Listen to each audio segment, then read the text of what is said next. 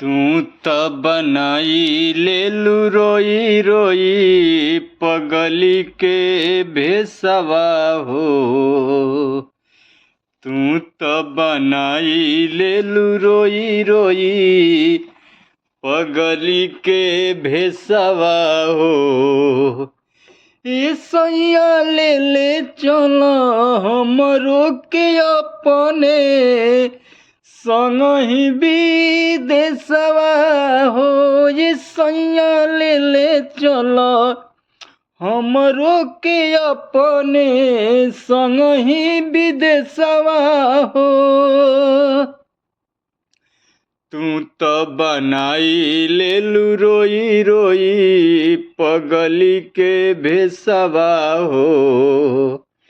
तू त बनाई लेलू रोई रोई पगली के भेसवा हो। ये सैया ले ले चल हमरो के अपने संगहि विदेशवा हो। ये सैया ले ले चल हमरो के अपने संगहि विदेशवा हो।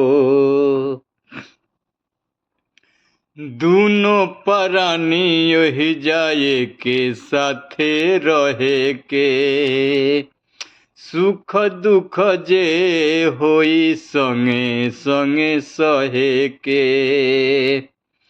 अरे दोनों प्राणी यही जाए के संगे रहे के सुख दुख जे भी होई साथे साथे सहे के। जिद काहे कैले बाड़ू रनिया तू बड़ी दूर विदेशवा हो। अरे जिद काहे कैले बाड़ू रनिया बड़ी दूर विदेशवा हो।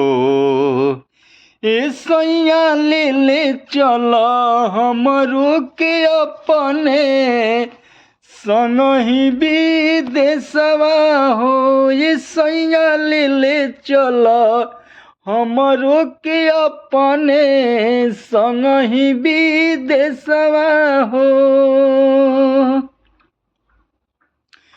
तू त बनाई लेलू रोई रोई पगली के भेसवा हो।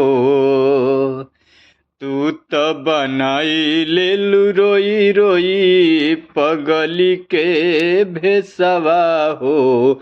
सैया ले ले चलो हमरो के अपने संगहि विदेशवा हो। ये सैया ले ले चलो हमरो के अपने संगहि विदेशवा हो।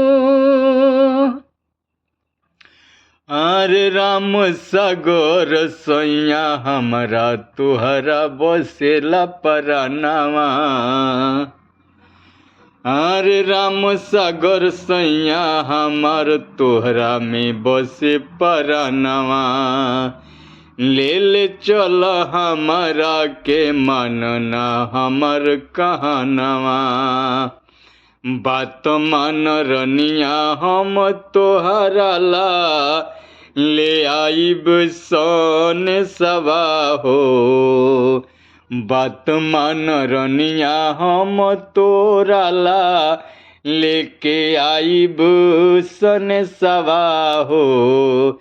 सैया ले ले चलो हमरो के अपने संगहि विदेशवा हो। ये सैया ले ले चलो हमरो के अपने संगहि विदेशवा हो। तू तो बनाई लेलू रोई रोई पगली के भेसवा हो।